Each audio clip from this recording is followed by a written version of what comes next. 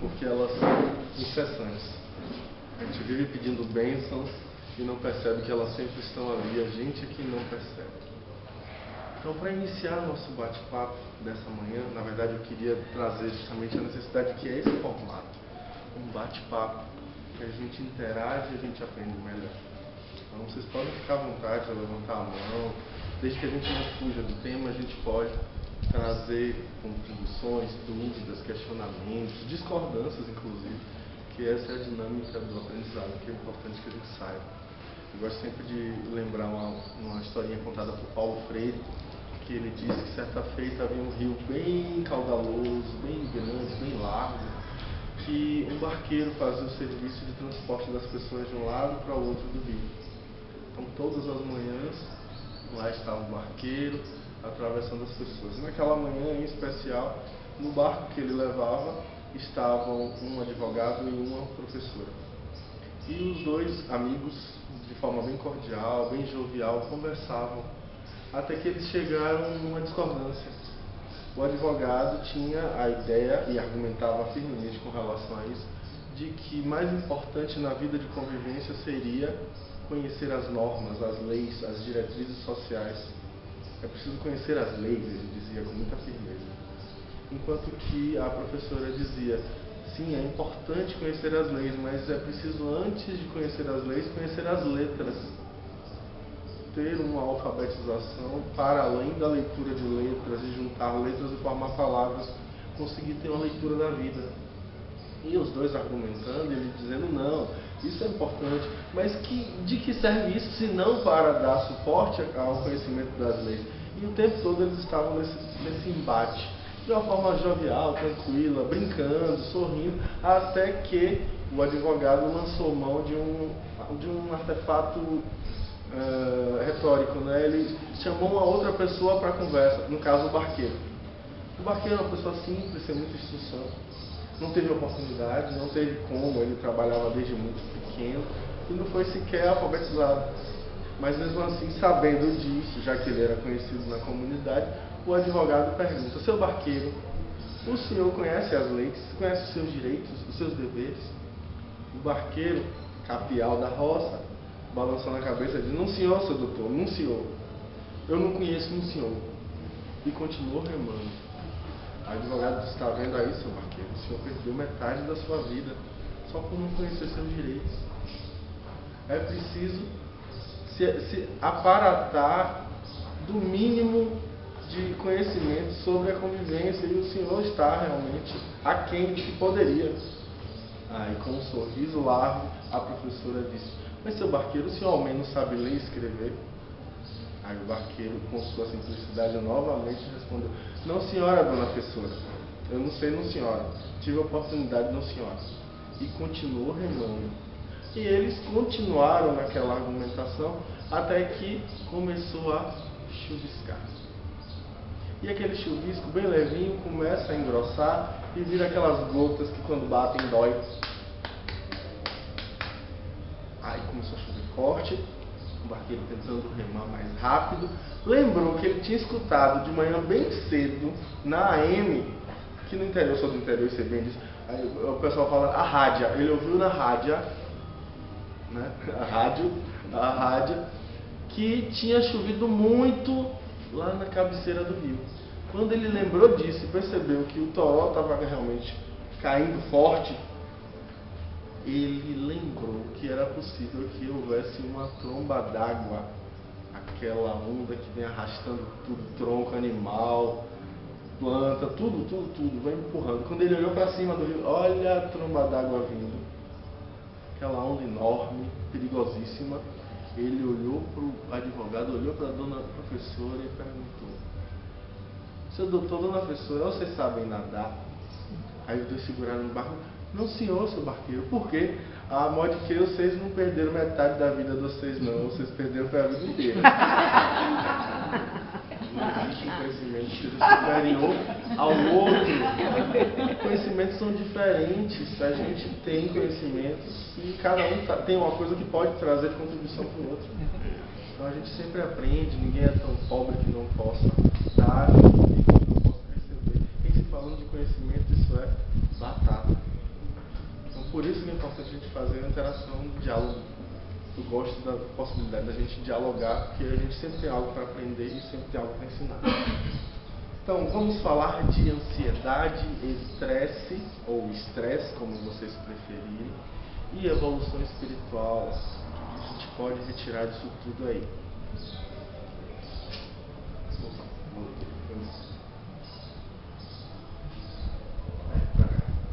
Não sabia o nome Escola de Doutrina Espírita, não sabia, botei só Caminho da Luz.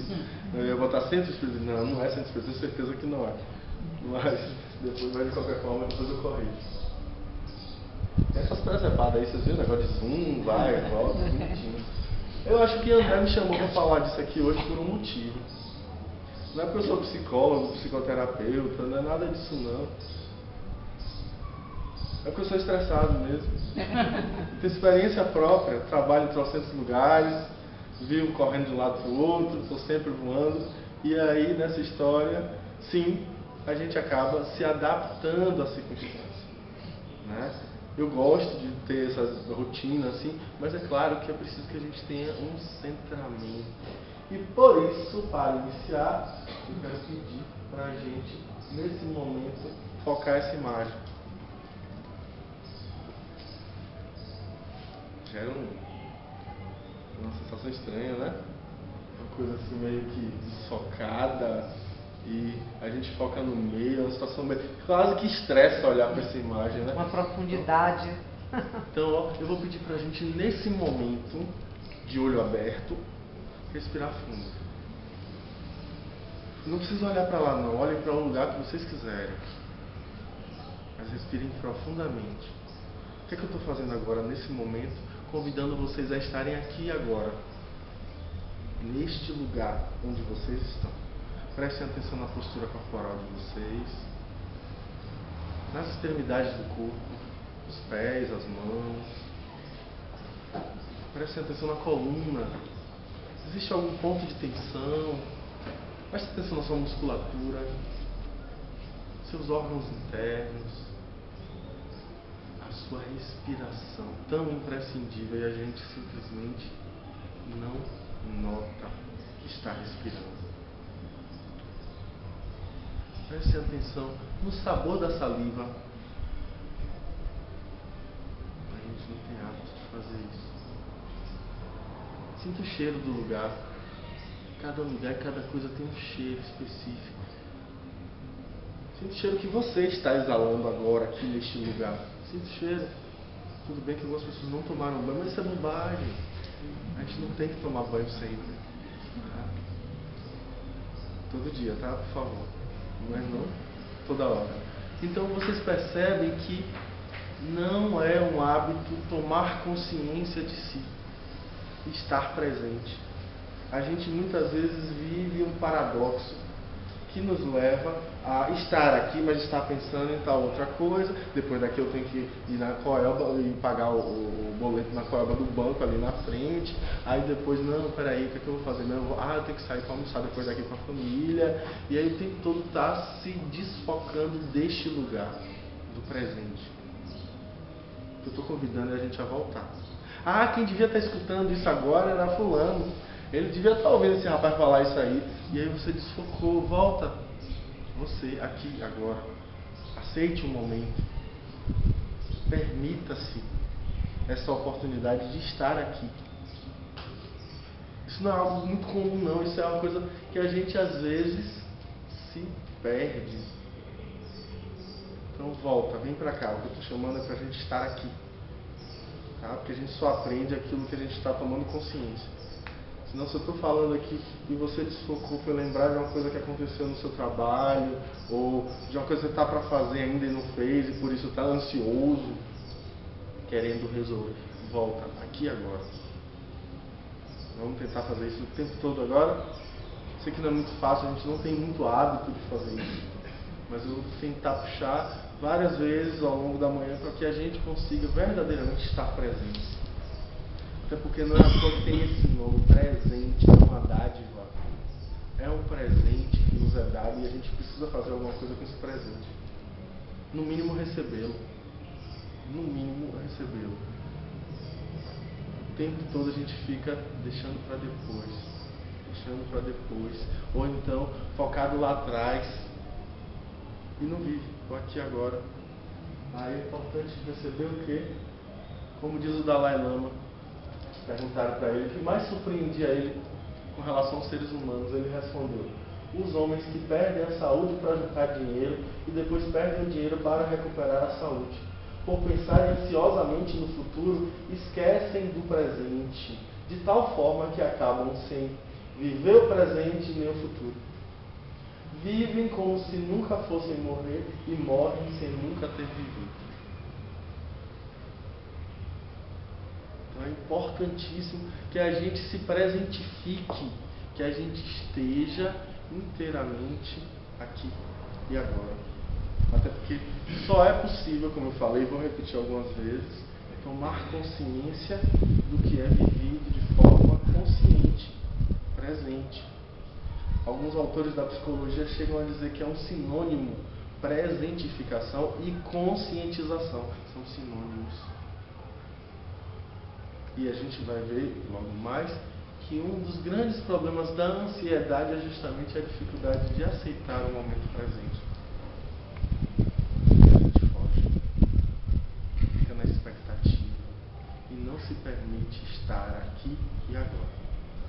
Interessante para a gente pensar, né? Que acontece sim, se a gente volta, a gente senta, as coisas mudam de figura. E estresse, geralmente a gente vai sentir o estresse no contexto do trabalho. E aqui o trabalho que eu estou me remetendo não é só o trabalho remunerado que nos permite um ganho de poder aquisitivo, mas todo e qualquer trabalho realizado. E aqui eu trago para vocês logo a reflexão sobre o trabalho doméstico, que é um dos mais terríveis, porque não só porque nos dá incômodo, a coisa da sensação de perda de tempo, que você lava a louça hoje e daqui a 2 minutos você tem que lavar de novo. Não é só isso, não. É também pelo fato de não nos dar remuneração alguma. Muitas vezes sequer reconhecimento dos que estão conosco ali naquele mesmo ambiente. Trabalho, inclusive o voluntário, implica em mudança de lugar, impossibilidade de distanciar-se do lugar onde você está. Em termos espirituais do trabalho, essa mudança de paradigma para um novo nível evolutivo. Mas se a gente pegar o que a psicologia do trabalho fala, a gente vai ver que eles dizem que o trabalho é uma atividade humana, individual e coletiva, que requer esforço, tempo, aptidões, habilidades, etc. Que os indivíduos desenvolvem esperando em troca compensações, não só materiais, mas também psicológicas e sociais, que contribuam para satisfazer as suas necessidades. As pessoas no seu trabalho buscam a satisfação de necessidades biológicas, de segurança, de relação social, de autoestima e de autorrealização. Fazemos trabalhos, sejam remunerados, sejam não remunerados, seja voluntários, seja obrigatório, fazemos trabalhos. E muitos dos nossos momentos de estresse têm exatamente a ver com esse tema aí. Por quê? Porque muitas vezes nós nos sentimos pouco recompensados, seja financeira, seja do reconhecimento, seja de qualquer forma que a gente não consegue se sentir recompensado o suficiente. Aí sente que está sendo injustiçado. Isso é muito comum. Isso contribui para um sentimento de falta de sentido. Não tem nada pior do que a gente fazer alguma coisa julgando que aquilo não faz sentido. Vou retomar isso lá na frente, mas é importante a gente lembrar que é imprescindível ter uma sensação de que o que eu faço faz sentido para alguém ou para alguma coisa. Se não faz sentido, fica difícil. E é por isso que o tempo todo eu vou chamar de volta para aqui agora. Falei isso, lembrou do trabalho, lembrou da coisa em casa, da briga, da dificuldade. Volta aqui. Até porque, puxando isso que eu acabei de falar, se não for sentido, não faz sentido. Não faz sentido. É preciso trazer daqui, da cognição, para aqui, o sentimento. É preciso que a gente sinta o conhecimento. É interessante porque eu vejo muitas vezes as pessoas vivendo anos a fio na casa espírita, mas parece que a causa espírita não convive nele. né? Tem uma diferença entre militar pela casa e militar pela causa. Então é isso, quando é sentido, faz toda a diferença. Que a gente sente de verdade, está ali, fazendo parte. Não é um conhecimento abstrato que eu não vou ter que usar. Por exemplo, até hoje eu quero saber para que eu tive que aprender o teorema de Pitágoras. Eu sei, me lembro muito bem. Sim, usei lá nas provas, nas avaliações que eu tive que fazer e tudo mais. Mas na minha vida prática hoje é uma coisa que não tem sentido. Entende o que eu estou querendo dizer? Mas quando eu tive que estudar lá uma fala de Freud sobre o mecanismo de defesa da projeção, nossa, como eu vivo isso todo dia. Faz muito mais sentido para mim aquele conhecimento. Não estou menosprezando, dizendo que um conhecimento é mais importante que o outro, mas que há uma vivência mais aprofundada do que eu estou vivendo ali realmente no meu dia a dia, não tenho dúvida. Então por isso que eu digo, só faz sentido se for sentido. Então, se a gente não consegue enxergar um sentido para o que a gente faz, fica difícil da gente fazer bem feito, de estar ali presente, de estar inteiro. Uma das técnicas que eu mais gosto de meditação, a gente vai falar de meditação mais adiante, chama meditação amarela, trazida por um cara que eu admiro muito o trabalho dele, que é Thich Nhat Hanh. É um monge budista vietnamita, desculpa. Vietnamita, ele propõe a meditação amarela, meditação em movimento. Principalmente meditar andando, meditar na fila do banco, meditar lavando a louça. Nossa, como isso me ajudou a lavar a louça melhor. É uma coisa que eu não gosto de fazer, é lavar a louça. Detesto. Adoro cozinhar. Adoro cozinhar. Mas me bote para lavar prato, você vai ver um bico na minha cara. Eu não gosto, eu faço. Mas aí eu respiro, vamos lá, toma consciência da textura do prato, vamos lá, do peso. Aí eu estou ali presente. Quando eu não estou presente, todo mundo percebe. Eu quebro o prato, quebro o copo, eu estou longe, eu estou fazendo aquela coisa, não estou ali, meu corpo está ali fazendo uma atividade automática e a mente está em outro lugar completamente distante. Eu estou desfocado. Eu estou vivendo, naquele momento, o que os psicólogos existencialistas chamam de esquizofrenia existencial. Não é a esquizofrenia, o transtorno mental severo que a gente sabe que realmente é difícil de tratar e tudo mais, tem que usar medicação. Não é dessa que eu estou falando da existencial. É que muitos de nós, a maioria, vive no cotidiano, que é estar num lugar, mas estar com a mente fragmentada. A palavra esquizofrenia quer dizer isso, mente fragmentada. Está ali, mas está quebrado em vários lugares, não está presente, não está inteiro, está fragmentado. Sabe? A gente se esparge em vários lugares, não está presente. Então é preciso trazer de volta essa integridade, essa integralidade, juntar os pedaços, os fragmentos e a gente conseguir estar presente. Por isso eu convido de novo, volta. Aqui agora, eu estou falando aqui, vocês estão lembrando da situação que vocês ficam, está dirigindo no trânsito e aí voa longe, daqui a pouco bateu. Porque está desatento, porque não está inteiro, porque não está presente. Né? A gente faz esse tipo de coisa. As grandes barbeiragens da vida, seja as verbais, a gente fala uma coisa sem perceber, quando veja falei besteira, porque não estava ali presente, vivendo aquele momento. Entende? Como é preciso que a gente volte sempre. Então volta, vamos centrar, fazer ground, ó. Pisar o pé no chão e estar presente ali, enraizar o lugar onde a gente está, nesse momento que a gente está. Tá bom? Então, continuando. Quando a gente fala de trabalho, eu me remeto sempre à origem das palavras. Adoro etimologia. Etimologia é a parte das letras vernáculas, né? Como é que eu diria? Eu não sei exatamente que termo utilizar, da linguística, né? Que estuda a origem das palavras, de onde vieram as palavras.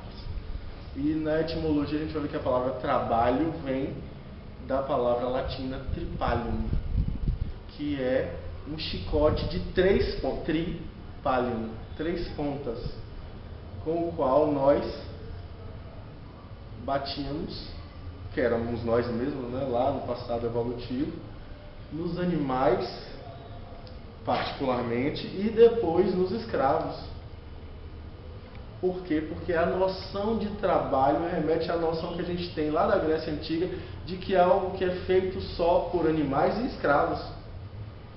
Porque ao aristocrata intelectual cabia filosofar e fazer política. Fora isso, o trabalho manual ficava com as classes inferiores, digamos assim. E aí é importante a gente perceber que, nessa perspectiva, a gente tem uma ideia bem pejorativa de trabalho, né? Como uma coisa ruim, uma coisa desagradável. Quando a gente vai ler o livro dos Espíritos, a gente vai perceber que a lei do trabalho está deixando bem claro que aquilo ali é imprescindível para o nosso trabalho de evolução pessoal. O trabalho é, senão, a oportunidade de que a gente faça realmente alguma movimentação em termos de evolução.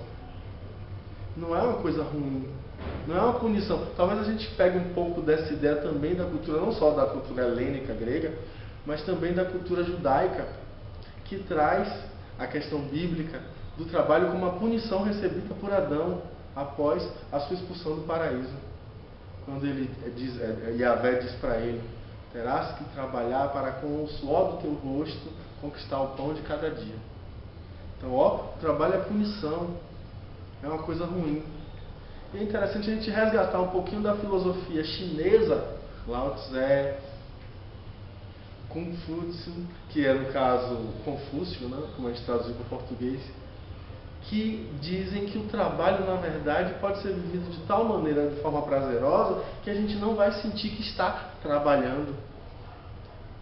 O trabalho pode ser um hobby, desde que não seja uma patologia isso, né? Porque existe uma patologia, não sei se vocês já ouviram falar disso, o workaholic, que é o viciado em trabalho.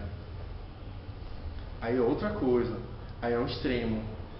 Aí a pessoa tem dificuldade de retirar a sua vida pessoal do contexto e do ambiente de trabalho. Sabe aquela pessoa que quando entra em férias arranja alguma coisa para fazer? Aí vai fazer um outro trabalho durante as férias, ou então vai fazer um curso de línguas, ou então vai fazer a reforma do apartamento, vai arranjar alguma coisa, porque não consegue ficar parado. São as que geralmente vão desenvolver com o passar dos anos uma artrite, reumatoide, um problema nas articulações, porque é o corpo dizendo: ei, para um pouquinho, não está dando não, você está me exigindo muito. E aí a pessoa só para quando acontece algo assim. Ah, teve um acidente, quebrou o braço, quebrou uma perna, aí deprime, porque não consegue ficar parado. Está o tempo todo. Aí é porque ela está provavelmente fugindo de alguma coisa, de algum momento de centrar. Aí foge para o trabalho. Está com a mente ocupada o tempo todo, quer dizer, não ter que pensar na vida, não ter que refletir. E é por isso que quem se identificou volta. volta, aqui agora. Que a gente faz muito esse tipo de coisa. A gente usa coisas como fugas. E quer dizer o que? Isso? Que não estamos presentes, não estamos aqui agora, naquele momento que a gente está lá fazendo aquilo. É preciso que a gente realmente perceba o sentido de estar fazendo aquilo daquele jeito. Que há algum sentido. Às vezes a gente é que não nota. A gente é que não se assenhora do que está se passando. É preciso que a gente volte e reflita o que está acontecendo realmente.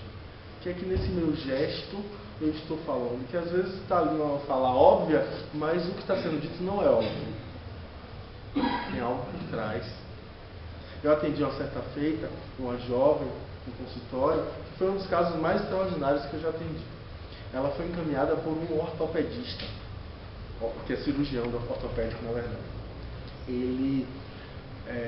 Ela passou por um acidente de uma grande cidade do interior da Bahia, e ela estava passando por um cruzamento com ela dirigindo uma caminhonete, o marido do lado, o filho no banco de trás na cadeirinha. E passando pelo cruzamento, um sinal ficou vermelho e ela passou. O que foi que aconteceu? Vinha um carro de lá, em alta velocidade, e bateu na lateral da frente, porque se fosse do lado do marido tinha morrido.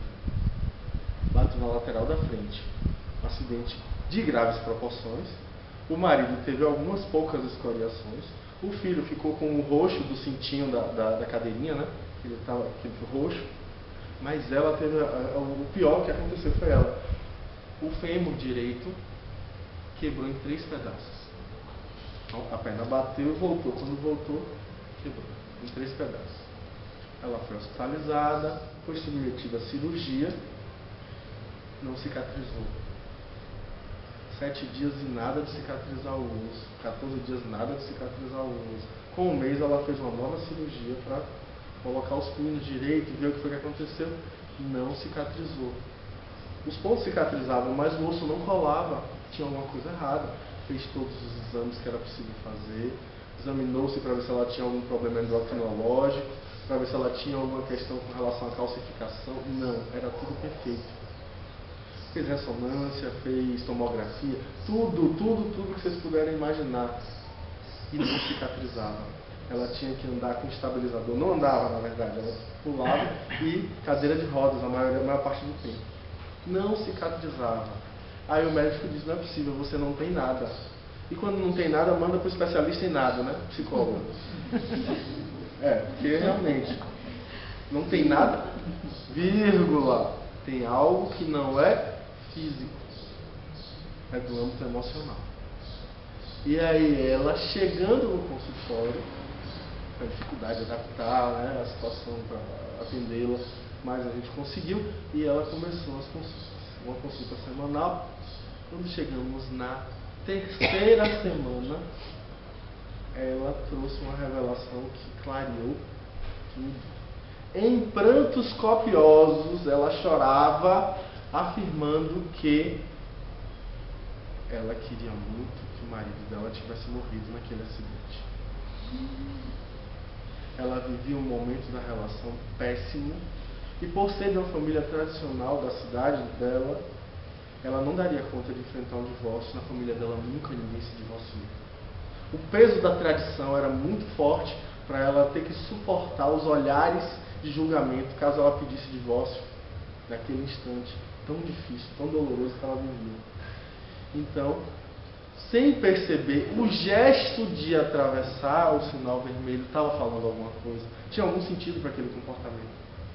Só que não foi intencional.